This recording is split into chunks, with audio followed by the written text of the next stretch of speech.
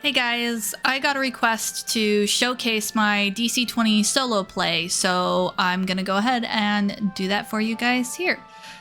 So the first thing that we're gonna do is we're gonna load up a blank character sheet, and I'm just going to whip up a character. This is based off of a character that I actually did in a Skyrim run. Character's name is Swims to Storms. And she's actually an Argonian. So this will hopefully help showcase some neat stuff that we can do in DC20 specifically to let us really have a character fantasy that we're fulfilling. In this case, I'm playing something that's completely derivative of another game, but totally works within the system. We're gonna put in some stats. This is based off of standard array with 2 points that I get to put into any skill I want. In this case, intelligence and agility. The intelligence from being a college student, the low charisma and low might from being, well, a college student, and the high agility, which is a gift from the Hist because she's an Argonian. And that's going to put my prime at 3, regardless of which stat it's based off of. I'm still going to be effective in combat. I get 5 skill points, so we're going to go ahead and spend that skill points on some things. So here's what we chose to put our skill points in, and most of this is related around the fact that she is kind of a student type character, although the trickery and the stealth from the Hist, and the trickery because, you know, what partying college student hasn't learned a thing or two about some trickery. Then we're gonna go to her trades. And I'm going to do calligraphy and cryptography because it seems like something that she would actually do and a trade skill that she would have. Specifically want to call out that calligraphy is not actually listed in the books, but it seems like something that would be a trade that I could easily put here, and it works. And we're going to say that she is not fluent in any other particular languages. She is very, very book smart, but being book smart doesn't necessarily give her fluidity in those languages. Maybe she might be semi-fluent in, not semi-fluent, but have researched traditional Saxil language. Her HP is actually going to be 7, which is her level plus her might. Character level plus might, just checking, and base of 6. And her might is obviously 0. Her mystical defense is going to be 10, 15, 20. She gets a little bit of a buff from her high intelligence, but a minus from her low charisma. Her physical defense is going to be 12, 17, 22. Again, buff there from the agility. And because her prime is a standard prime, she's going to have the standard attack bonus of 4, standard DC of 14, and because of her agility, her martial check is going to end up being a +3. Her threshold is going to be -3, and her move and jump distances are going to be standard fair, standard move speed of 5 spaces, and then jump distance of her agility modifier. Now here's where things do get a little bit interesting. I'm actually going to give her a unique weapon because it's DC20 and I can do that, and also I'm basing it off the game. In the Skyrim run I did, there's a mod that starts you out at complete random. You don't know what equipment you have, what spells you have, what armor you're wearing, or where you're going to start. It is 100% random, and it's up to you to deal with whatever situation you find yourself in. I like using this mod and starting at complete random and then inventing a reason for who I am and how I got there, which is where Swims to Storms came from. When I spawned with her, she only had 1 spell, which was Conjure Blade. Those familiar with the game will probably know that spell, but it's, as stated on the box, you conjure a blade. So what I'm going to do is I'm going to go Conj Blade, or Conj Sword. I'm going to take the stats of a short sword, which is a base damage of 1 and a slashing type, because it quintessentially is a short sword, it's just conjured from thin air. And then what I'm going to do is give it the regular short sword traits, but instead of impact, I'm going to give it concealable because she can conjure it from thin air. So I'm just swapping one trait for another there. So with only one minor tweak, I can effectively roleplay a character straight out of a video game that's not even meant to be in this system without really doing anything to the system itself. And it's moments like this that make me really love DC20. Now I could go on down here with some features and traits. One I do know that Argonians have is water breathing. She has a tail. She has poison resistance. And in DC20, the poison resistance actually manifests a little bit different than it does in Skyrim, but it gets the same thing across. I can actually take the ancestry trait from the Beastborn section of poison resistance as it is in DC20, no modding, no nothing required, and give that to her and effectively create an Argonian. I'm also going to give her swim speed, which is in keeping with the Argonian traits of water breathing, swim speed, that kind of thing. So 1, 2, 3, 4. I actually went and looked it up real quick, and what I'm referring to as poison resistance is actually toxic fortitude. And that is actually 2 points. So in those 4 pieces, I actually have spent my 5 ancestry points. For her sorcerer, she is going to have innate magic, which means that essentially she gets a extra spell that she can learn. So because of how I spawned in my Skyrim run, I didn't have any inventory at all. I just had my conjured sword and the robes on my back. So I'm going to put robes that I'm wearing or worn, and that's pretty much it. We are going to have some grit points here. So level plus my, or rest points and grit points. So level plus my might, which is essentially 1. And I get my charisma, which is -2, and +2 for my grit points. So effectively I have 0 grit points. And that's it. We've created a character. Oh, one last thing. Mana points, I get 6. Now I believe we're complete. And realistically, other than double checking a couple of things, that only took me about 5 minutes. So once you get the hang of this system, it's pretty awesomely easy to just whip up a character like that. So now we have our character. Now here's where it starts getting really crazy. The next thing we're gonna do is we're gonna open up a notepad, a blank document, what have you. And we're going to use the Solo Adventurers Toolbox, of which I have 2 PDFs of that. I actually have a PDF where I have cherry-picked certain tables that I tend to use the most, which is really only 2 or 3 tables. The basic idea is that you're just using your imagination, and a whole lot of random generation tables. How many tables you need is going to depend on the creativity of the individual. I find myself to get pretty lost in my own head, so I don't need that many tables. So here's an example of the toolbox and what it looks like for me. Again, I just screenshot a couple of the tables that I do tend to use, and that's it. I use the Improve Oracle table from the second PDF and all the other tables just from the first PDF. Truthfully, you only need the 1 PDF. I do like the improved article, but it's up to you whether or not that's worth it. So the majority of this is going to happen in our heads and on this piece of paper or notepad, blank notions page, what have you.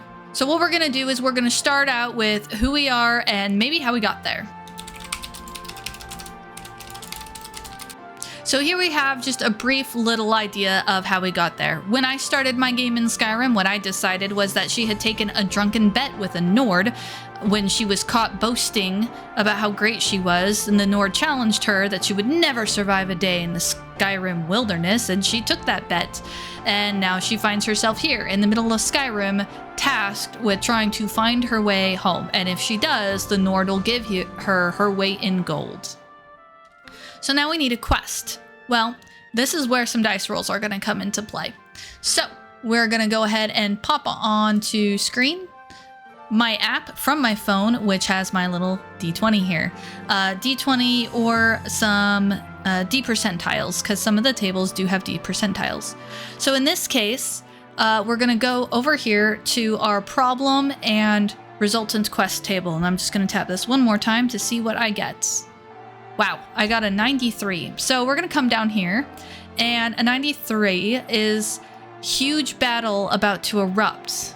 Negotiate, prepare, meditate, participate. Well, that's really crazy appropriate because Skyrim is all about a civil war. So we're going to say that being as she knows about the geopolitics,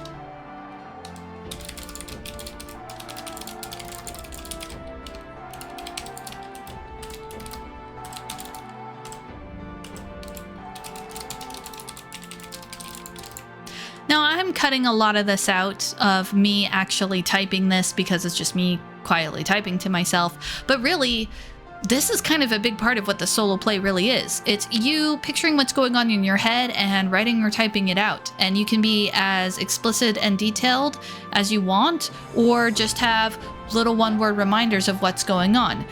I opted to type more things out, as you can see here, be a little bit more descriptive, because to me, it's a little more immersive that way, but it's really gonna boil down to whatever you're comfortable with.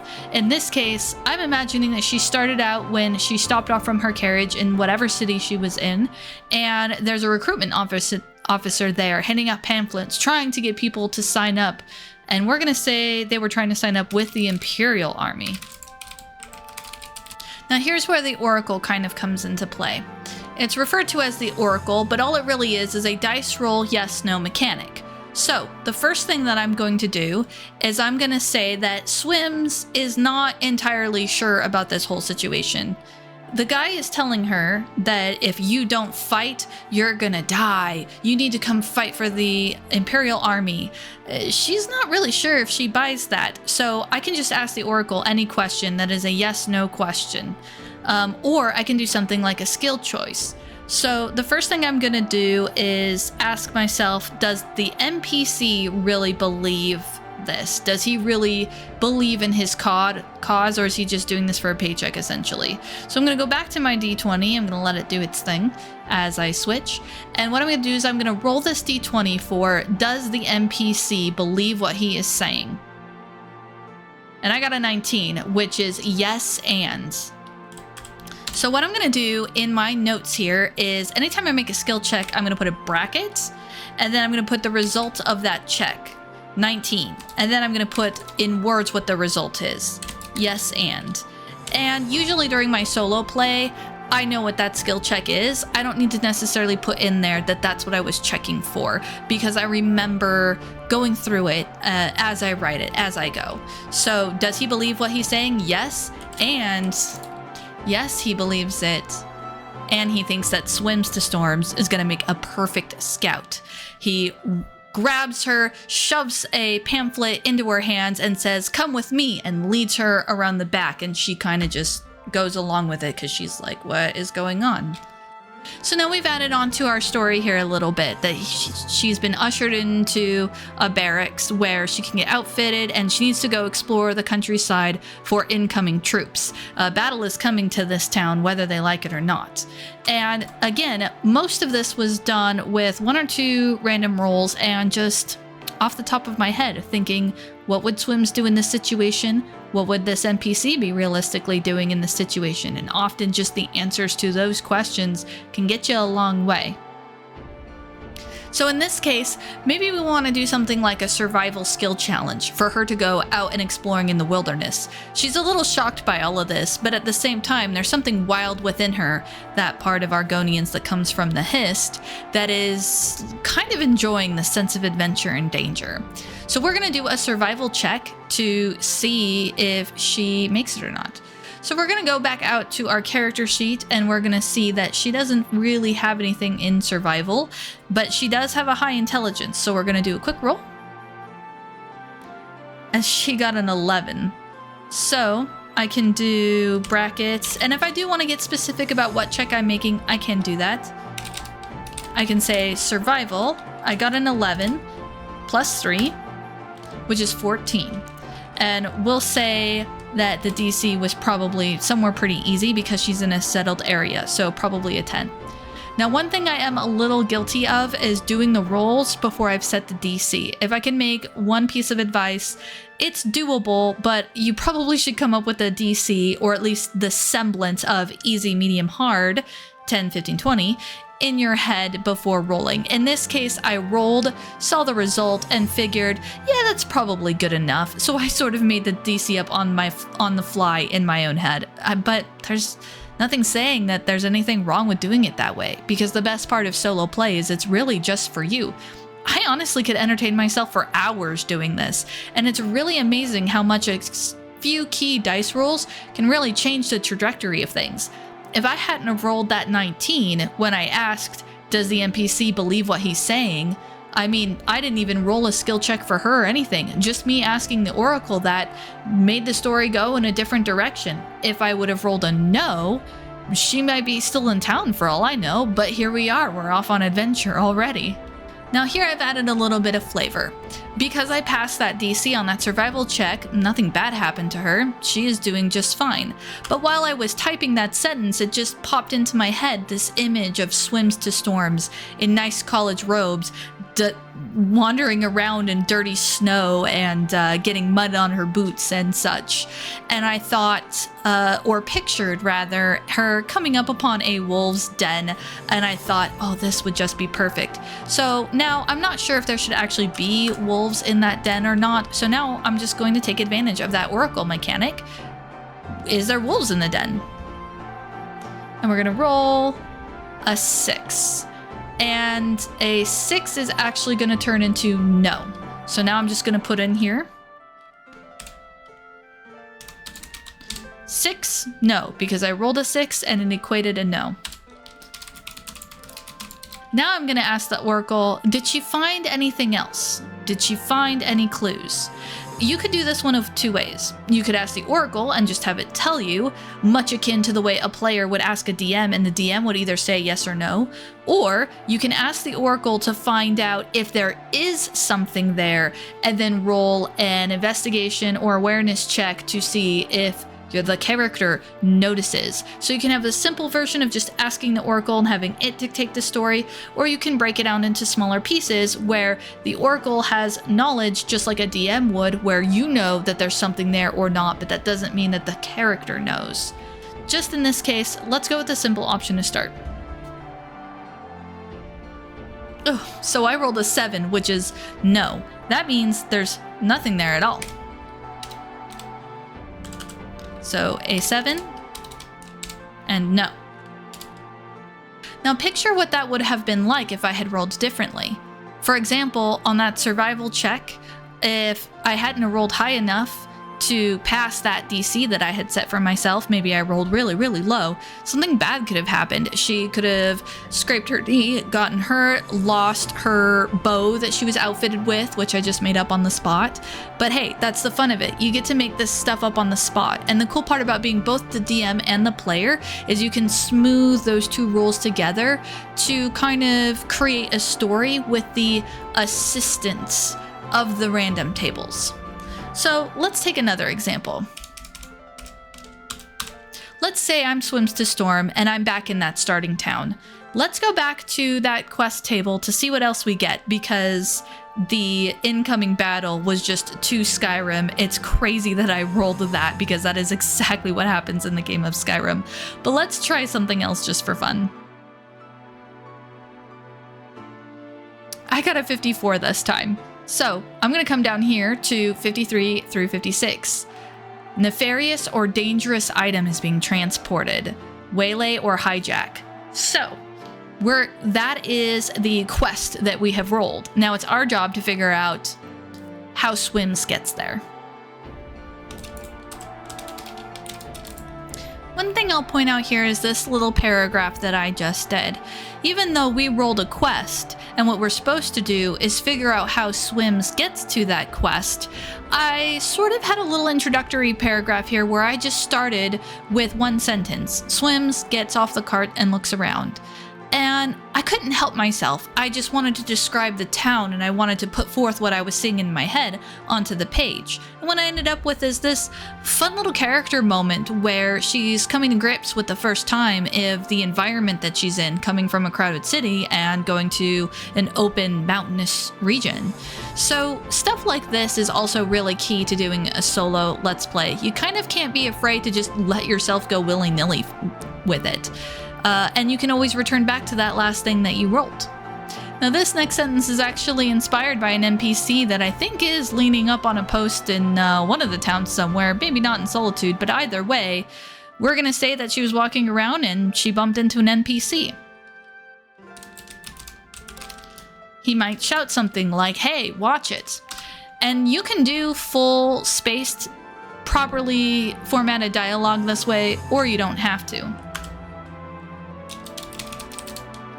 And something else you can do here is, if I wasn't going to do properly formatted dialogue, I could say something like, he shouted at her to watch it. Or I can actually type the dialogue as you see here in quotation marks.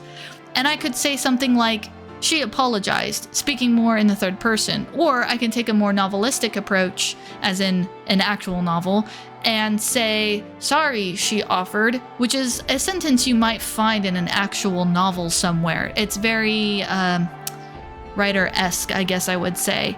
So again, the degree of the writing involved is going to depend very much on you. I'm someone who's been writing since I was 10 years old, and I have notebooks and notebooks and notebooks filled with amateur writing. So for me, writing more in this style is very, very natural. But for someone else, that might feel awkward or weird or cringy, and they might prefer to just say what happens in their notes in a more third-person format. So in this next paragraph, I tried a little bit of that second approach, where instead of writing actual spoken dialogue the way you would read it in a novel, I just spoke about what he or she said back and forth from each other. And in this particular case, as you can see, no brackets, I did not do any skill checks at all. So we've been effectively doing this for probably 15 to 20 minutes now. Granted, most of that has been me typing, but hopefully you can kind of get an idea for how this works, where really it's just all about allowing yourself to get lost in your own head a little bit. The biggest tool that you have, again, is your own imagination and whatever format you're writing or outputting this onto, with a little bit of assistance from these tables. The more tables, the fewer tables, that's going to depend on the individual. So let's do a teeny bit of mock combat just to showcase that a little bit.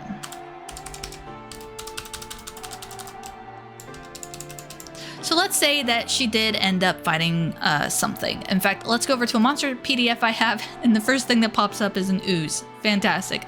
Let's say that Swim is fighting an ooze. Now the ooze is going to have to roll a initiative. So actually, I take that back. In DC20, the monsters don't really have initiative. They have an encounter DC. So we're going to flip back over to Swim's here, to which her initiative is going to be her combat mastery and her prime, which is essentially the same as her attack check. So it's going to be +4. So if she rolled a 14 and she got a 4, that's an 18 total. So I might do Swim's 18. And then because this is a one-on-one between Swims and an ooze, the ooze is just going to go after her. But again, you're the DM as well as the player. You can fudge it for whatever makes narrative sense. So we're going to say that Swims was doing some sneaking around, investigating in a tunnel, and that's when she came across this ooze. So we're going to say they're in a tunnel environment. If you were doing a genuine solo let's play and not bouncing around like I am, you would have worked your way through the document, basically role-playing your way to this point. So the first thing is that it's going to be Swim's turn, and we're going to say she's about 2 spaces away from this ooze. As she saw it, it's a black ooze, and they're about to face off. And she gets to go first because she sees it before it sees her. Again, I just made that up. So we're going to say that she is going to spend an AP to conjure her sword. This is a sort of homebrew-ish thing that I'm doing because I'm role-playing that conjured sword element. And to me, it just makes sense that she would have to spend an AP to summon it, just like you would spend an AP to cast a cantrip type spell. So that's what she's going to do. And her being the newbie that she is at combat, she's just going to run over and swing her sword at the thing. After all, it's a magical conjured sword. It should totally hurt the thing, right? So she's going to roll an attack check. We have that as a 17, which is really good, plus a 4, so 17, 18, 19, 20, 21. So she gets a 21. Now the monster's physical attack is a 12, a 17, and a 22, so that's actually a heavy hit. So she's actually going to do 2 damage to it, 1 base and 1 extra for the by 5s rule.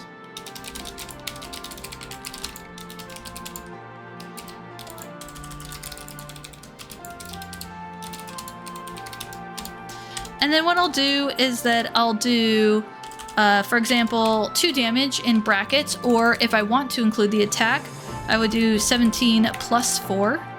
And then I could put like a semicolon to denote the damage. So what I'll do is I'll put what the character does, and then again with those brackets where I put my skill checks, I'll just put what the roll was, what the bonus was, and of course what the damage was. And this allows me to go back through the combat if necessary and see how much damage total it has taken. So now it's the ooze's turn. So the ooze is actually going to use 1 AP to sidle up to her, and it's going to use 2 AP to do its chew maneuver, which means it's basically going to come over and grab her and try to start om-nomming her, maybe starting at the knee. So this is a twofold where there is a save against its escaping from it, kind of like a grapple check, and then there's also a damage that it's going to roll an attack against. So it rolls an attack to do damage against her PD, but it rolls really poorly. It rolls a 4. So it does not attack her.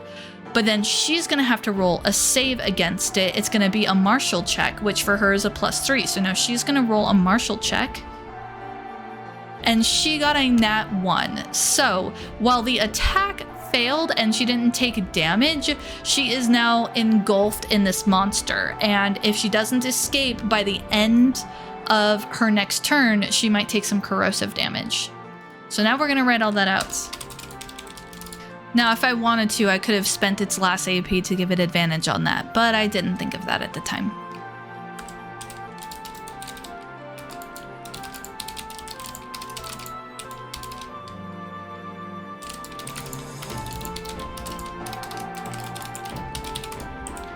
So there we go. With that next little sentence, we were able to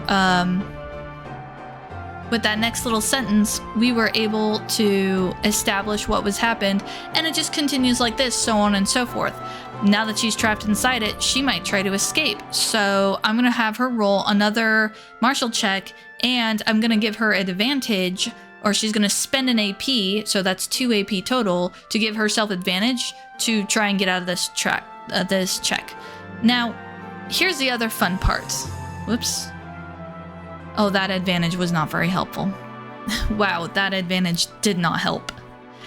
So there may have been a couple of things in here that were not exactly precisely to the book, mostly because I'm running off of memory at this point, but that's the thing. The best part of solo play is that you can mess it up. If, let's say it wasn't technically correct that attack and save worked that way. Let's say that the proper correct thing to do would have been just to do a straight grapple check and have her take some corrosive damage. That makes sense. What I did made sense, at least in my crazy mind, and the other way makes sense too, and you get to pick and choose and experiment as you go. And if you run across something you don't know, you can pause, pull up the PDF, look it up, without feeling the pressure of having people at a table waiting on you. So it's a really phenomenal way to learn the rules, learn classes, learn what monsters can do, and see what feels good and what doesn't, at least to a certain extent. Not to mention, it's just plain fun. This is actually based off a Skyrim character that I was really enjoying playing, that I'm going to continue to play inside that video game. But just being able to cherry pick her out of that game and plonk her into a pseudo TTRPG session like this allowed me to just explore her character more and put her in different situations and see what she would really do. So the possibilities are quite literally endless, and really all you need is a dice of some kind or a dice rolling app, a blank page, and maybe a table or a PDF, some minor reference material. Well, that was everything, guys. I hope that this was informative. If you have questions or anything like that, put them in the comments below and I'll do my best to answer. This is very much catered to my personal style. This is how I solo play. It could be drastically different for anyone else, and there's certainly nothing official about this. It's a flavor, it's a style. But let me know what you think, and until next time.